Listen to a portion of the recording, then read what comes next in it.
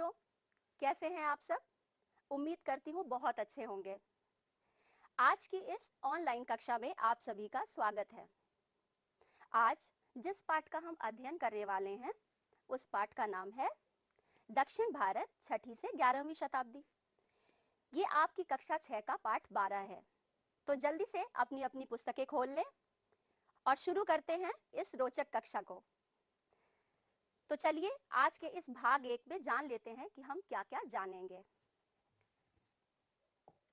आज की इस कक्षा के अध्ययन के दौरान हम जान सकेंगे दक्षिण भारत की प्रारंभिक जानकारी के स्रोत के बारे में, दक्षिण भारत की भौगोलिक स्थिति के बारे में, 6ठी से 11वीं शताब्दी के मध्य दक्षिण भारत में जो प्रमुख राजवंश इनका उदय हुआ उनको हम बारी बारी से समझेंगे, जिसके अंतर्गत प्रमुख 4 राजवंशों के बारे में हम जानेंगे।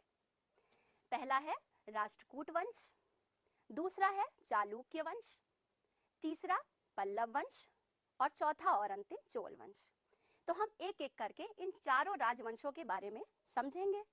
राजवंशों का अर्थ तो आप जानते ही होंगे, नाम से ही समझ में आ रहा है, राजाओं का वंश मतलब इनका शासनकाल, कार्यकाल। तो उसके विषय में हम कुछ जानकारी साझा करेंगे। उसके बाद इन वंशों के प्रमुख शासकों के नाम को जानते हुए यह भी जानने की कोशिश करेंगे कि उन्होंने राजधानियों को किस स्थान पर बसाया। राजधानी का अर्थ भी आप जानते ही होंगे, वह भूमि क्षेत्र जहां से शासन प्रशासन सुचारू रूप से चलाए जाते थे। तो चलिए इस रोचक सफर को शुरू करते हैं। सबसे पहले पाठ में आगे बढ़ने के दौरान मैं आपको बताना चाहूंगी दक्षिण भारत असल में कहते किस भाग को हैं।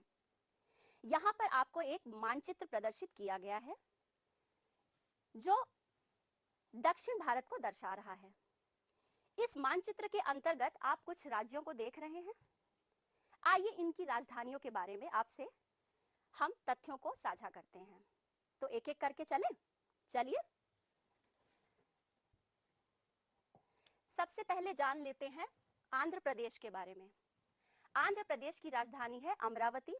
आंध्र प्रदेश को आप यहां पर देख पा रहे हैं।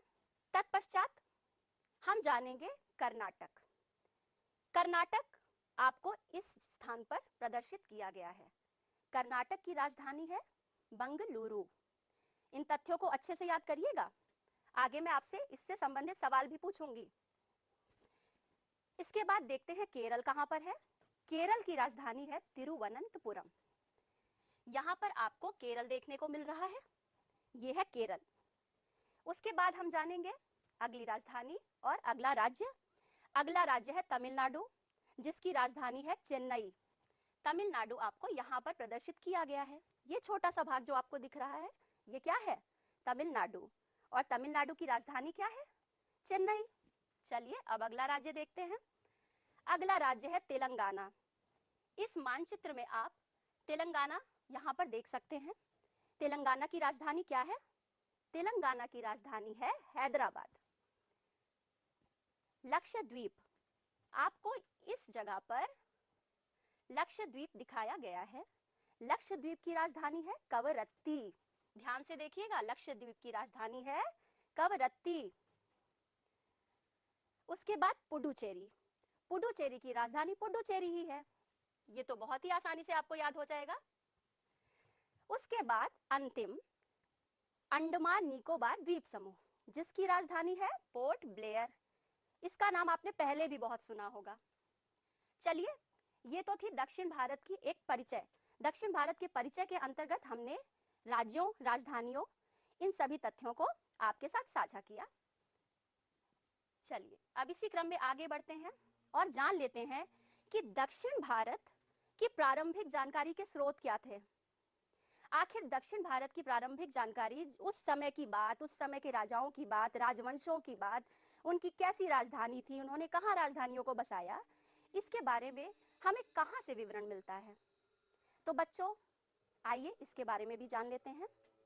दक्षिण भारत की प्रारंभिक जानकारी सम्राट अशोक के अभिलेखों व संगम साहित्य से प्राप्त होती है।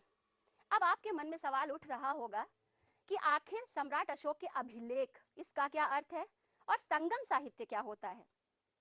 बच्चों सम्राट अशोक का नाम आपने पहले भी सुना होगा। मौर्य वंश के ये महान सम्राट थे। सम्राट अशोक द्वारा प्रवर्तित कुल 33 अभिलेखों से प्राप्त हुए, जो अशोक के स्तंभ, शिलाओं और गुफाओं की दीवारों पर उनके शासनकाल में खुदवाए गए थे, उन्हीं से हमें इनकी जानकारी प्राप्त होती है। दूसरा है संगम साहित्य। संगम का अर्थ तो आप सभी जानते ही होंगे, चलिए एक बार मैं भी बता देती हूँ। संगम का अर्थ होता है संघ, कोई भी गोष्ठी।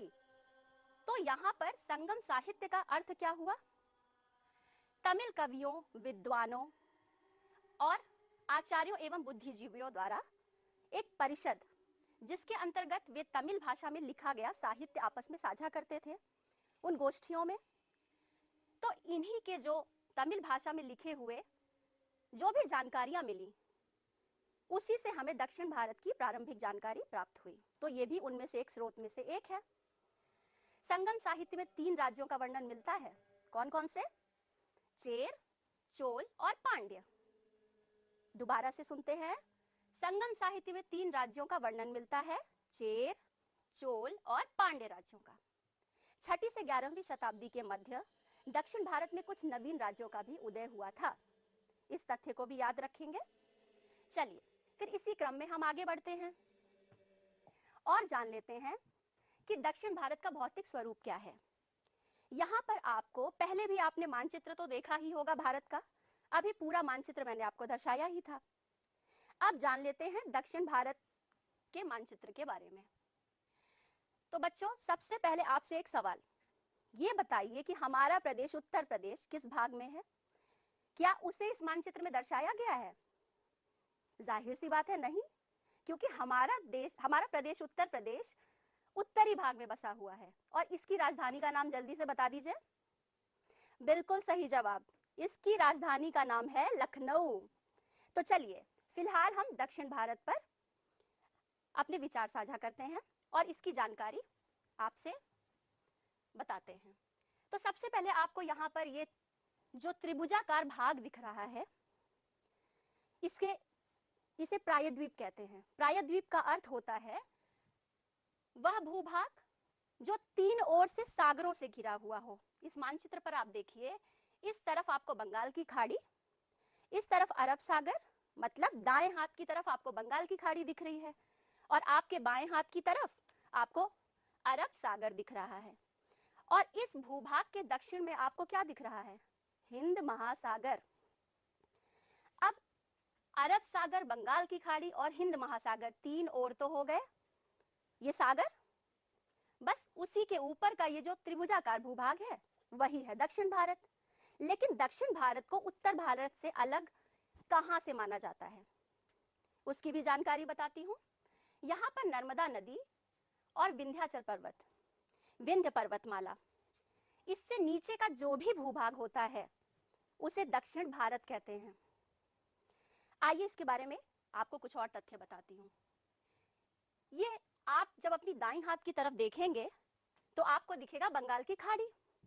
बंगाल की खाड़ी पूर्वी घाट पर स्थित है।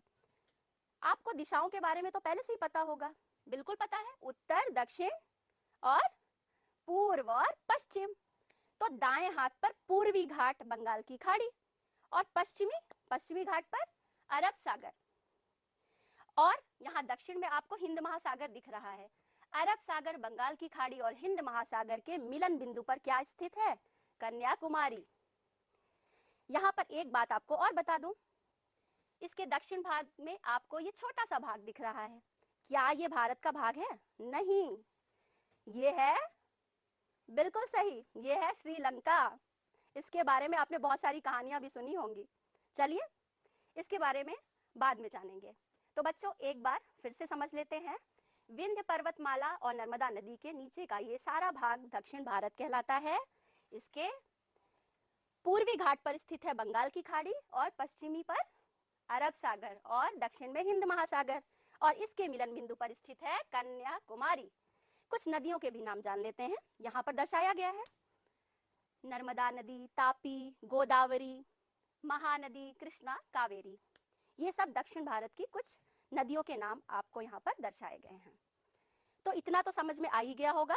आगे बढ़ें, चलिए अब हम जान लेते हैं 6ठी से 11वीं शताब्दी के मध्य जो उदित राजवंश थे, इनका नाम मैंने पहले भी आपको बताया था।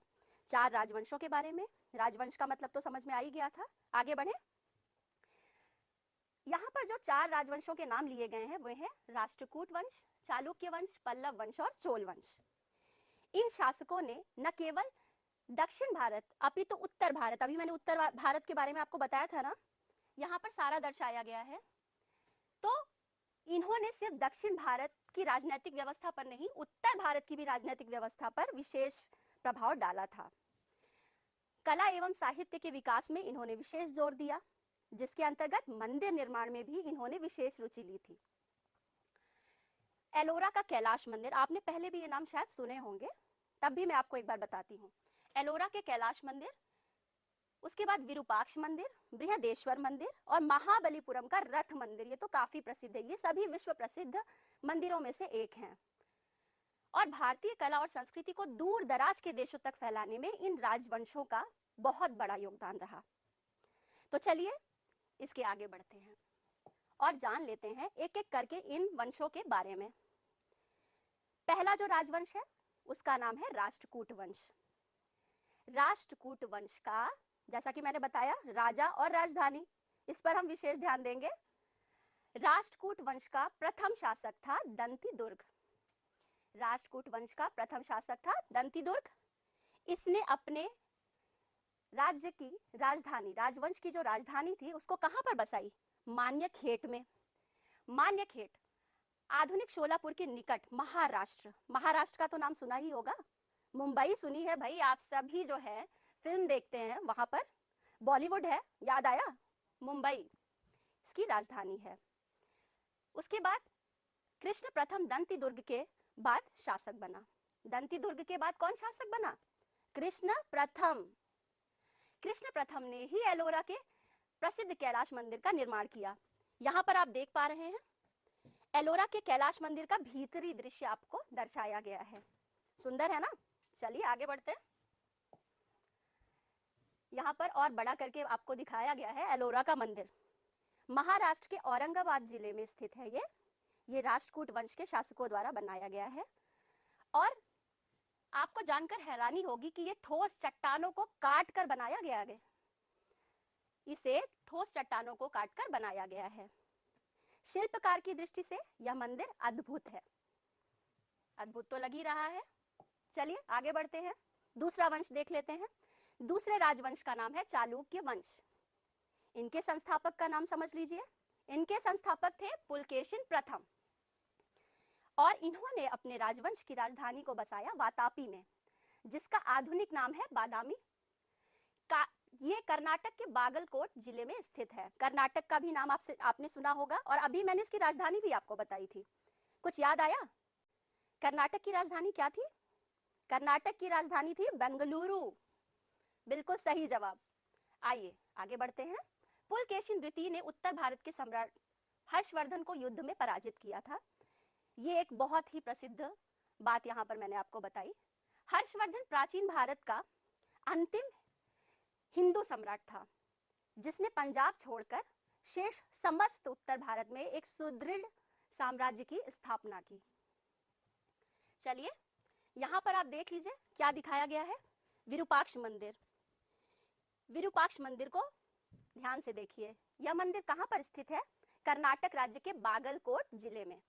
इसका निर्माण किसने करवाया? अभी मैंने बताया, चालुक्य वंश के शासकों ने। एक बार फिर से देख लेते हैं। चालुक्य शासकों ने वातापी के विरूपाक्ष मंदिर और अन्य कई मंदिरों का भी निर्माण करवाया था। इसी क्रम में आगे बढ़ते हैं और अब देख लेते हैं पल्लव वंश को। पल्लव वंश के राजा संस्थापक सिंह विष्णु। इन्होंने अपनी राजधानी राजवंश की कहां पर बसाई? कांची, जो तमिलनाडु में स्थित है। इनके अन्य शासकों के बारे में भी थोड़ी सी जानकारी आपसे साझा कर लेते हैं, जिसके अंतर्गत आते हैं महेंद्र वर्मन, नरसिंह वर्मन प्रथम, महेंद्र वर्मन द्वितीय और राज सिंह आदि। ये सभी अन्य शासकों के नाम थे। महाबलीपुरम के रथ मंदिर का निर्माण इसी राजवंश के कार्यकाल के दौरान हुआ। इस काल में कला में अत्यधिक प्रगति हुई। यहाँ पर आपको महाबलीपुरम का रथ मंदिर दर्शाया गया है। आइए इसे और अच्छे से देख लेते हैं। यह मंदिर तमिलनाडु के महाबलीपुरम में स्थित है। जैसा कि मैंने अभी आपको बताया कि इसका निर्माण पल्लव वंश के शासकों द्वारा करवाया गया। और यहाँ भी आपको जानकर हैरानी होगी कि इसे भी एक विशाल पर्वत को काटकर बनाया गया है। पल्लव वंश के शासकों की कलात्मक रुचि को यह मंदिर दर्शाता है। ठीक है, चलिए आगे बढ़ते हैं और जान लेते हैं चोल वंश के बारे में। चोल वंश की जो जानकारी है एक प्राचीन राजवंश के रूप में है, जिसका उल्लेख अशोक के शिलालेख में मिलता है। इसके मुख्य शासक थे करिकाल, विजयालय, राजेंद्र प्रथम। दूसरी ईसवी शताब्दी में करिकाल नाम के शासक ने बहुत से राज्यों को जीता था और 8वीं शताब्दी में चोल वंश की सर्वोच्चता को स्थापित करने का श्रेय किसको जाता है? विजयालय को। विजयालय ने तंजौर को अपनी राजधानी बनाया। इस वंश के शासकों ने भारतीय सीमा के बाहर भी राज्य का विस्तार किया, मतलब जो भारतीय सीमा है उसके बाहर भी। इसकी चर्चा अभी आगे पाठ में हम करेंगे। चोल शासक राजेंद्र प्रथम ने संपूर्ण श्रीलंका को जीत लिया था। चोल शासक राजेंद्र प्रथम ने संपूर्ण श्रीलंका को जीत लिया था। यह श्रीलंका वही वाला लंका दहन वाला, मतलब हनुमान जी वाली कहानी तो आपने सुनी ही होगी रामायण में, टीवी पर भी देखा होगा। श्री राम, फिर उनकी पत्नी माता सीता और उनके छोटे भाई लक्ष्मण, लंका दहन कांड जो हुआ था, हनुमान जी ने जो किया था, वो इसी श्रीलंका से संबंधित है। मजा आया? चलिए आगे बढ़ते हैं। इतिहास में सबसे पहले मैं कुछ आपको एक तथ्य बताती हूँ कि तिथियों का निर्धारण या तिथियों के बारे में एक आपसे साझा करती हूँ कि कैसे हम निर्धारित करते हैं। इतिहास में कुछ तिथियां ईसा पूर्व में होती हैं और कुछ ईसवी में। ईसा पूर्व और ईसवी का क्या अर्थ है? ईसा पूर्व का तात्पर्य होता है ईसा मसीह के जन्म से पहले। ईसा मसीह क्रिसमस मनाते हैं, आप सब जानते ही होंगे। ईसा मसीह ईसाई धर्म के प्रवर्तक थे। इसे अंग्रेजी में बीसी अर्थात बिफोर क्राइस्ट भी कहा जाता है, मतलब उनके जन्म से पहले, बिफोर क्राइस्ट। इस प्रकार ईसवी को भी जान लेते हैं कि अंग्रेजी में क्या कहते हैं। इसे लिखते हैं एडी। लैटिन भाषा के 2 शब्द से बना है ये, एनो डोमिनी, एडी, एनो डोमिनी। इसका अर्थ क्या होता है? ईसा मसीह के जन्म का वर्ष या उनके जन्म के बाद की तिथियां, आफ्टर, बिफोर। इसका कंसेप्ट तो आपको पता ही होगा। तो चलिए अब तिथियों के बारे में तो हमने समझ लिया। इन दक्षिण भारत के 4 राजवंशों के शासकों एवं उनके शासनकाल को भी तिथियों में देख लेते हैं। राष्ट्रकूट वंश। राष्ट्रकूट वंश 753 से लेके 753 ईस्वी से लेके 973 ईस्वी तक रहा। गोविंद तृतीय का शासनकाल 783 ईस्वी से लेके 814 ईस्वी तक रहा। कृष्ण तृतीय का शासनकाल 921 ईस्वी से 965 ईस्वी तक रहा। अगला वंश देखते हैं। अगला राजवंश है चालुक्य वंश। चालुक्य वंश का शासनकाल रहा 550 ईस्वी से 753 ईस्वी तक। पुलकेशिन द्वितीय का शासनकाल रहा 610 ईस्वी से 652 ईस्वी तक। तो ये थे राष्ट्रकूट वंश और चालुक्य वंश की जानकारी। अब जान लेते हैं पल्लव वंश के बारे में। पल्लव वंश का शासनकाल रहा 575 ईस्वी से 897 ईस्वी तक। देखिए यहाँ पर लिखा हुआ है। नरसिंह प्रथम का शासनकाल रहा 630 ईस्वी से 660 ईस्वी तक। अब चोल वंश के बारे में जान लेते हैं। इनका शासनकाल रहा 895 ईस्वी से लेके 1279 ईस्वी तक। राज प्रथम का शासनकाल 985 ईस्वी तक से लेके 1012 ईस्वी तक। राजेंद्र प्रथम का शासनकाल रहा 1012 ईस्वी से लेके 1044 ईस्वी तक। तो बच्चों, उम्मीद करती हूं आपको अब ये तिथियां समझ में आ रही होंगी। चलिए अब आगे बढ़ते हैं और ये जान लेते हैं कि आज हमने इस पाठ में क्या क्या जाना। दक्षिण भारत की प्रारंभिक जानकारी के स्रोत। इसके बारे में हमने जाना। दक्षिण भारत की भौगोलिक स्थिति के मुख्य बिंदुओं के बारे में हमने जाना। दक्षिण भारत में शासन करने वाले विभिन्न राजवंशों के बारे में हमने जाना, जिसके अंतर्गत हमने 4 प्रमुख राजवंशों के बारे में आपसे बताया, जिसमें थे राष्ट्रकूट वंश, चालुक्य वंश, पल्लव वंश और चोल वंश। इन वंशों के प्रमुख शासकों तथा उनसे संबंधित राजधानियों के बारे में हमने जाना कि उन्होंने कहां-कहां पर राजधानियों को बसाया था। आइए अब प्रश्नोत्तर कर लेते हैं। प्रश्नोत्तर के अंतर्गत गतिविधि 1 के अंतर्गत आपको क्या करना है? सुमेलित करना है। सुमेलित करना अर्थात सूची क में आपको राजवंशों के नाम दिए गए हैं और सूची ख में आपको राजधानियां उन्होंने कहां बसाई थी उनके नाम दिए गए हैं। आपको इसको सही मिलाना है। तो सबसे पहले जान लेते हैं राष्ट्रकूट वंश के बारे में। राष्ट्रकूट वंश की राजधानी कहां पर थी? राष्ट्रकूट वंश की राजधानी थी मान्यखेट में। याद आया? शोलापुर, शोलापुर के निकट महाराष्ट्र, बताया था मैंने। दूसरा है चोल। चोल वंश की राजधानी कहां पर थी? चोल वंश की राजधानी थी तंजौर में। अब जान लेते हैं पल्लव वंश की राजधानी। पल्लव वंश की राजधानी थी कांची, तमिलनाडु में, बताया था ना। फिर चालुक्य वंश की राजधानी, यही तो बचा, वातापी में। उम्मीद करती हूँ आपको ये समझ में आ गया होगा अच्छे से। तो आइए अब कर लेते हैं गतिविधि 2। इस गतिविधि के अंतर्गत आपको रिक्त स्थान की पूर्ति करनी है। तो सबसे पहले लेते हैं पहला सवाल। राष्ट्रकूट वंश का प्रथम शासक कौन था? उसका नाम आपको यहाँ पर बताना है। राष्ट्रकूट वंश का प्रथम शासक था, बिल्कुल सही, दंतिदुर्ग। राष्ट्रकूट वंश का प्रथम शासक दंतिदुर्ग था। अगला प्रश्न, एलोरा का कैलाश मंदिर राष्ट्रकूट वंश के जिस शासक द्वारा बनवाया गया था उसका नाम आपको यहाँ पर लिखना है। एलोरा का कैलाश मंदिर राष्ट्रकूट वंश के शासक कृष्ण प्रथम ने बनवाया था। अगला प्रश्न, दक्षिण भारत के पूर्वी तट पर क्या स्थित है? आपको उसका नाम यहाँ पर लिखना है। जल्दी से याद करिए। दक्षिण भारत के पूर्वी तट पर बंगाल की खाड़ी स्थित है, बिल्कुल सही। अगला प्रश्न, चोल शासक, उस शासक का नाम बताना है आपको जिसने संपूर्ण श्रीलंका को जीत लिया था। क्या नाम था? जल्दी से याद करिए।